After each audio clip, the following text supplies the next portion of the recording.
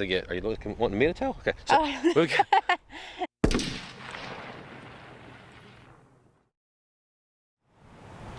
hey y'all. Hey. So we're up here at the farm, back at the back, up above the garden, and just kind of going through a checklist. It's a little windy today. We've got a little bit of wind today. We're trying to work around it so you'll be able to hear us.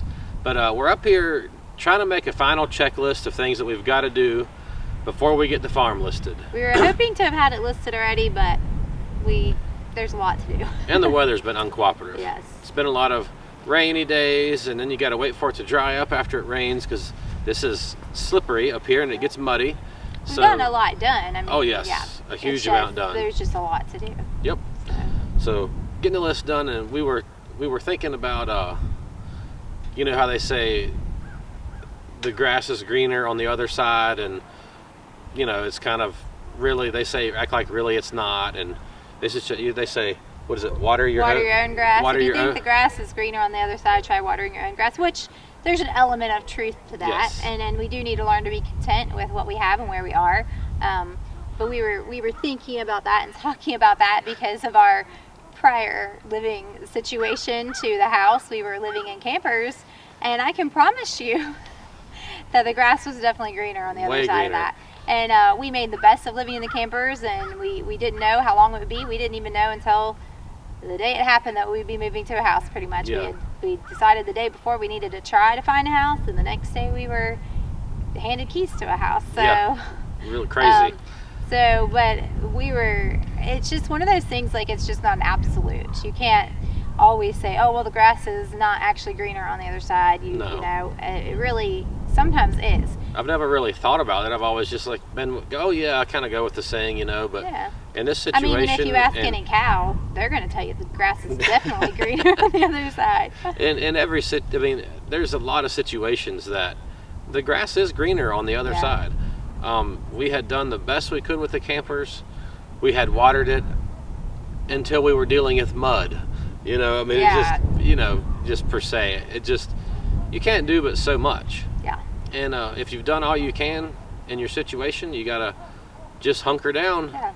And if you're endure. out there and you're wanting to homestead and you're in a neighborhood or even an apartment, you know that the grass is going to be greener on the other side. I mean, there's hardships when you get into homesteading and you have animals and things. You're definitely going to find that there's a lot of hardships, but it's worth it. And I just was thinking about that saying, and I was like, no, this grass is way greener than where we were before. Yeah. And I'm looking to our future. I mean, we're content where we are now. We're waiting on God's timing to sell the farm and His perfect place for our family, for us to farm again. And I truly believe in my heart that grass will be even greener where we go. Yes, I wouldn't want to do it again, living in the campers for 23 months, but I'm glad that we did it, if that makes sense. The experience of living in the campers was not usually fun. It was usually tough, but also we learned a lot from that. We've gained a lot from that. We definitely have a different perspective on just life in general, and there's a closeness of living in tight quarters with your family that is really nice, though. You know, we enjoyed that. But the perspective, like moving into, you know, what most would consider a very small house, and it is a small house with 10 people, has been like a mansion to us. Yes, it has. After living in campers, and we are busting at the seams there. I mean, I'm hoping that our future farm has a much bigger house for our family, for, you know, our hopefully permanent situation. But yeah, we just gained so much perspective and learned a lot.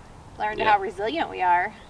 But I guess it's, you know, if you think the grass isn't greener on the other side, what do you have to look forward to? Yeah. You know? And by all means, water the grass where you are, while expecting greener grass where you're going. Yes, That's exactly. Kind of because you have to be content. You have to you have to do the best with what you're handed. You know, whatever your circumstance you're handed in life, you just make the best of it. Water where you are, and we don't want to discourage anyone from living in a camper. If you found a piece of land and that's your option, is to either live in a camper and homestead, or not be able to homestead, then by all means, Live in a camper. live in a camper and homestead. I'm thankful that we did it. We were able to live on this farm and do a whole lot because we lived in the campers here. Yes. So it's not by any means to discourage you from doing that. We're just looking at it from our personal journey and our personal perspective of I'm so, like I said, I'm so glad we did it because it brought us a long ways. Yeah, looking at where we were versus where we are now, it's been a huge amount of growth in us. And friends and a church, and we've got now, and just moving here, you know, the opportunity was here and we took it. We survived. Yep. God definitely was in it. His hand was in it. He ordained it, and He sustained us during it. He sustained us. We made it through, and we're here to tell you on the other side, the grass is definitely greener. Yeah. That being said, the grass is greener on the other side sometimes, and we're thankful that it's greener on the other side sometimes. Yeah. But we are excited, looking forward to our future. I feel like this year is going to be a really good year for us, homesteading and farming. We've just been kind of talking and planning our year, which is really exciting, I think. Yes. We got plans to get, are you wanting me to tell? Okay. So we've got plans to get some pigs, some feeders. Not going to farrow any pigs for a while. We're going to buy some feeder pigs, raise them out, some for us, some to sell. We are going to be looking for a boar and 2 sows, probably old spot. So we're going to go with a heritage breed. And probably in the fall. Yeah, so that probably. For next year we'll be farrowing our unless we come across a good deal on some. Sooner. But when we find some. When we find them. But by late fall we probably need them because we like to breed them in December to have March babies next year. Yes. So yeah, we're talking about that. We have a lot of meat bird orders set up. 600. 600, and we will keep a minimum of 100 for us.